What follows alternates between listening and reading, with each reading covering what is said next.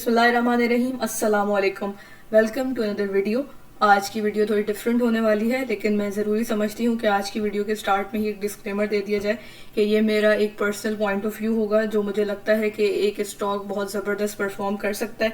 इसके अंदर आप अपने एनालिसिस के बाद ही ट्रेड लें, क्योंकि इसके अंदर गेन्स ज़्यादा होंगे लेकिन इसमें रिस्क भी है, और आपको कोई भी चीज़, कोई फैसला स्टॉक एक्सचेंज में या फाइनेंशियली कोई डिसीजन लेने से पहले उसके प्रोज एंड कॉन्स यानी फ़ायदे और नुकसान पता होने चाहिए।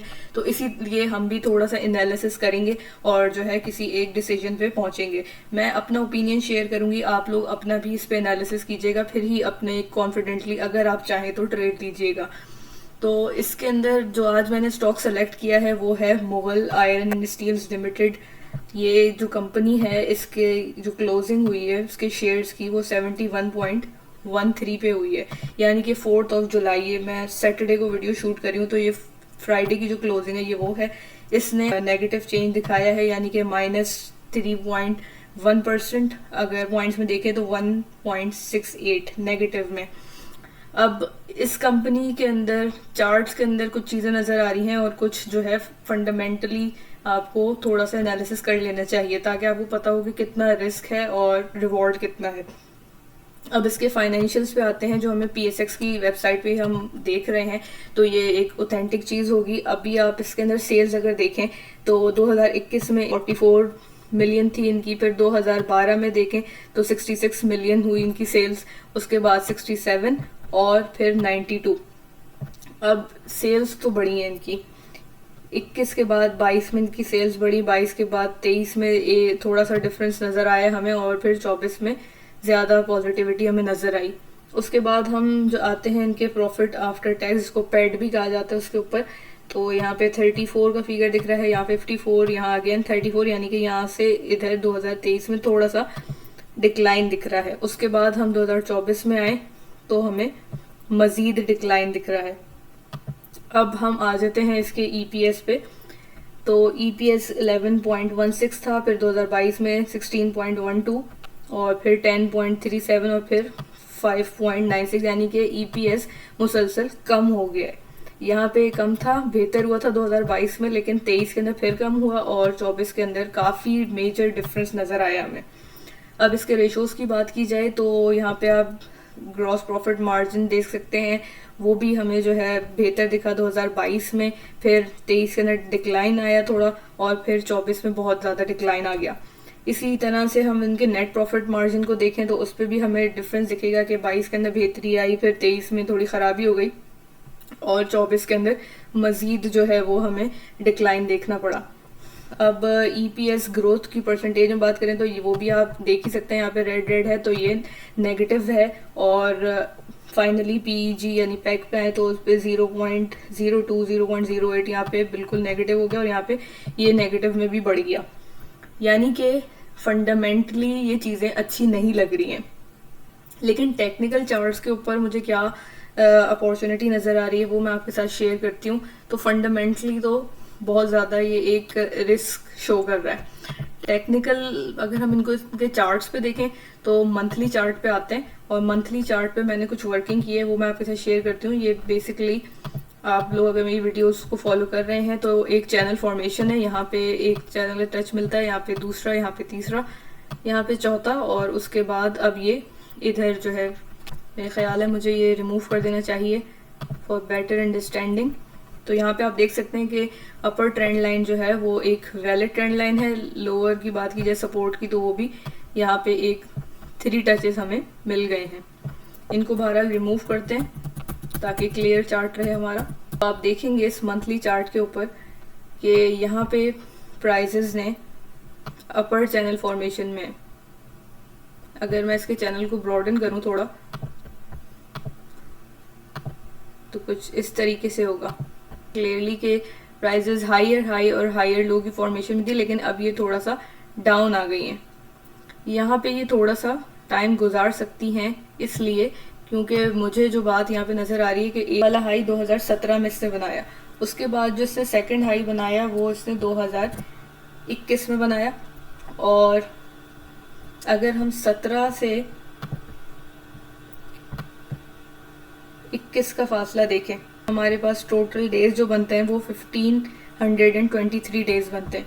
अब अगर मैं इसको अगेन देखूं तो ये सेम डेज गुजर चुके हैं। अगर एक लेमैन की तरह से समझा जाए, जिसको टेक्निकल चार्ट्स की नो हाउ नहीं हो, तो वो भी बंदा इसमें देख सकता है कि ये 4 साल के फ़र्क से जो है इसने हाई बनाया, फिर अब जो है ये दूसरा इसने अपने 4 साल का पीरियड कंप्लीट कर रहा है ये 2025 में, और यहाँ पे अभी तक इसने परफॉर्म भी नहीं किया है। इसने लास्ट हाई 2021 में बनाया था। तो ऐसे स्टॉक्स जिन्होंने लास्ट हाई बहुत पहले बनाया होता है उनमें ज़्यादा चांसेस अपॉर्चुनिटीज़ होती हैं कि वो अच्छा परफॉर्म कर सकते हैं। अभी 2025 के अंदर बहरहाल 6 महीने बाकी हैं, और मुझे लगता है कि थोड़े ही टाइम में ये अभी के इंडिकेटर्स तो बता रहे हैं कि थोड़ा टाइम अभी नीचे ही गुजारेगा, लेकिन मुझे लगता है कि 2025 की एंडिंग से पहले पहले ये अपना एक नई हाई फॉर्म करेगा। अगर मैं आपको इंडिकेटर्स में भी दिखाऊं तो इंडिकेटर्स अभी के लिए मंथली चार्ट के ऊपर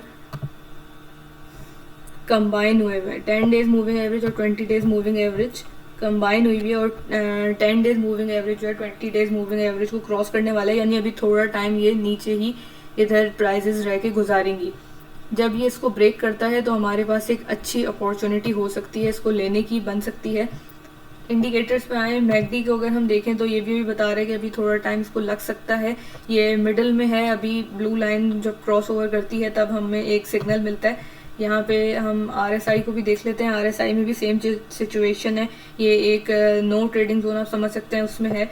यहाँ से हम अब आते हैं स्टोकास्टिक की तरफ। स्टोकास्टिक बहरहाल पॉजिटिव इंडिकेट कर रहा है, लेकिन मैकडी और बाकी इंडिकेटर्स जो हैं वो ज़्यादा रिलायबल होते हैं। हमें इसमें वेट करना चाहिए, जब जो है ये अभी इस लाइन को ब्रेक करेगा तो एक हमें अपॉर्चुनिटी देगा। अगर हम इसके छोटे टाइम फ्रेम पे आएँ तो मुझे अभी वहाँ पे एक अपॉर्चुनिटी नज़र आ रही है। यहाँ हम वीकली चार्ट के ऊपर आ गए हैं, और वीकली चार्ट में सेलिंग प्रेशर तो है बहरहाल, आप देख सकते हैं विक इसने अच्छी बड़ी फॉर्म की है, यानी कि यहाँ से एक सेलिंग प्रेशर इसको आ रहा है इस वाली जगह से। यहाँ पे आप लेकिन वॉल्यूम को देख सकते हैं, वॉल्यूम बढ़ना शुरू हो गए हैं। वीकली चार्ट के ऊपर वॉल्यूम बढ़ना शुरू हो गए हैं। इसके अलावा यहाँ पे और क्या क्या इंडिकेशन हैं वो भी देख लेते हैं। मेरे ख्याल है कि इसके जो इंडिकेटर्स होंगे वीकली चार्ट के वो भी पॉजिटिव ही होंगे। आप देख सकते हैं कि 10 डेज मूविंग एवरेज जो है 20 डेज मूविंग एवरेज को क्रॉस करने वाला है। और इसके मैकडी को भी हम देख लेते हैं एक बार। मैकडी बहरहाल इसमें भी थोड़ा टाइम मांग रहा है अभी। RSI थोड़ा पॉजिटिव नज़र आ रहा है। इसके अलावा हम आते हैं इसके डेली टाइम फ्रेम के ऊपर। डेली टाइम फ्रेम के ऊपर जो चीज़ें हैं उनको अगर देखा जाए तो आप अगर देखें इस वाले वॉल्यूम को, ये कैंडल जो है मैं आपको मार्क करके दिखाऊं अगर, तो ये वाली कैंडल जिसकी विक जो है वो बहरहाल बहुत बड़ी है और बॉडी जो है इस कैंडल की छोटी है, यानी कि सेलिंग प्रेशर बहुत है, लेकिन इस कैंडल के ऊपर वॉल्यूम बहुत ज़बरदस्त आया है डेली चार्ट के ऊपर। ये बात नोट करने की है। यहाँ पे एक फॉर्मेशन भी है जिसको हम ABCD पैटर्न कह सकते हैं। यहाँ से इसको रिमूव करते हैं पहले। ये ABCD पैटर्न की मुझे फॉर्मेशन लग रही है कि यहाँ से यहाँ AB बना, यहाँ पे C बनाया इसने, और अब ये D बनाएगा। उस हिसाब से भी इसका टारगेट हमें यहाँ ब्लू लाइन पे मिलता है जो हमने एक बड़े चार्ट के ऊपर लगाई है। ये इसमें टाइम ले सकता है, ज़रूर ले सकता है। और डेली चार्ट के ऊपर इंडिकेटर्स देखें तो 10 days moving average 20 days moving average को होपफुली क्रॉस कर जाएगा। उसके अलावा मैकडी को भी हम देख लेते हैं। डेली टाइम फ्रेम के ऊपर मैकडी का भी जो है अच्छा जो है वो है इंडिकेशन है। यहाँ से आप देखें तो ब्लू लाइन क्रॉस करेगी रेड लाइन को होपफुली सून, और यहाँ पे हमें इसके साथ साथ जो है एक अच्छी अपॉर्चुनिटी मिल जाएगी डेली टाइम फ्रेम के ऊपर फ़िलहाल के लिए। ऐसे भी हो सकता है कि आप डेली टाइम फ्रेम में एंटर करें और फिर आपको पेशेंस बहुत दिखाना पड़ सकता है बहरहाल, तो पेशेंस के साथ अगर इसको होल्ड करेंगे तो अच्छे रिटर्न्स दे सकता है। हम आ जाते हैं अब वापस से अपने मंथली टाइम फ्रेम के ऊपर। मंथली टाइम फ्रेम के ऊपर मैं आपको थोड़ा सा और एक्सप्लेन करने की कोशिश करती हूँ कि यहाँ से अगर हम सिंपली इस ब्लू लाइन को देखें, मैं इसको रिमूव कर देती हूँ। अगर हम सिर्फ इस ब्लू लाइन को देखें जो मैंने प्लॉट की है, वो इस तरीके से इस बेसिस पे प्लॉट की गई है कि यहाँ से रिजेक्शन मिलता है और यहीं से इसको जो है अभी भी रिजेक्शन मिल रहा है। अगर मैं इसका टारगेट लूँ तो इसका टारगेट हमें सीधा सीधा यहाँ पे मिलता है 133 पे। तो मुझे जो लगता है, जो मेरा ओपिनियन है कि यहाँ पे एक फॉर्मेशन या तो एक फॉर्मेशन करके ऊपर जा सकता है, या फिर ये इसके बाद थोड़ा टाइम यहाँ पे टहलाएगा और फिर उसके बाद ये ऊपर जाने की तैयारी करेगा। इसने अपना टाइम भी ऑलमोस्ट, मैंने आपके साथ जैसे शेयर किया, पूरा कर लिया है। इसने इस रीसेंट टाइम्स के अंदर एक हाई भी जो है नहीं बनाया है, तो अब जो होपफुली ये बनाएगा वो इसका ऑल टाइम हाई होगा। हम चैनल वापस से इसके अंदर फॉर्म कर देते हैं। हमने ये टारगेट प्लॉट किया था, ये एग्जैक्टली वही टारगेट है चैनल का टॉप, और चैनल ब्रेक करता है तो फिर वो ऑल टाइम हाई फॉर्म कर देगा। चैनल का टारगेट बनता है हमारा तकरीबन,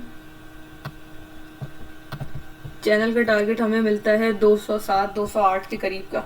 यहाँ पे फिर एक्सटेंशन को प्लॉट करके चेक करते हैं। अपना टारगेट 100% के लेवल से रेजिस्टेंस ली थी और ये नीचे आया था 2000 के अंदर, 21 कह लें या 22 के स्टार्ट कह लें। इसमें इसने यहाँ से चैनल का टॉप फिप का 100% का लेवल है, उधर से जो है इसने रिजेक्शन ली थी।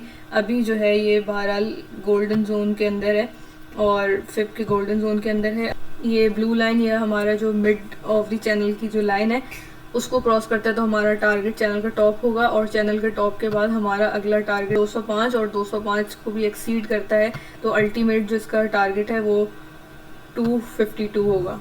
अब अगर आपको इसकी वर्किंग जो है क्लियर हुई है, अपने एनालिसिस की बेस के ऊपर आप इस पर ट्रेड ले सकते हैं। उसके अलावा अगर नहीं तो फिर आप 1 डे के टाइम फ्रेम के ऊपर ट्रेड की अपॉर्चुनिटीज इसमें आएंगी, उसको भी आप एनालिसिस के अंदर अपने ला के कैश कर सकते हैं। एक चीज़ जो मैंने मज़ीद जब मैं इसका एनालिसिस कर रही थी देखना चाही थी और देखी थी, वो थी अनाउंसमेंट्स इससे रिलेटेड। इंसाइडर ट्रेडिंग को जो है वो एक काफ़ी ज़्यादा जो है रिलायबल कहना चाहिए या एक सिग्निफिकेंट चीज़ मानते हैं।